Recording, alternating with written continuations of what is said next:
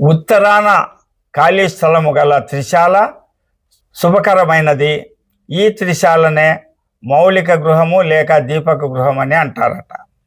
ఆ త్రిశాల గురించి పూర్వేపి చోత్తరే ప్రత్యగుద పూర్వే చ దక్షిణే అజ్ఞానేన త్రిశాలేషు యోగం చేసర్య దోషదం.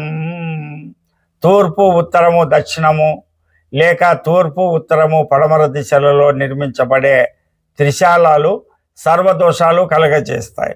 కానీ తూర్పు, పడమర, ఉత్తరము, దక్షిణము, తూర్పు వైపు ఒక శాల, పడమర వైపు ఒక శాల, దక్షిణంలో ఒక శాల, ఉత్తరం అంతా ఖాళీ ఉంటుంది.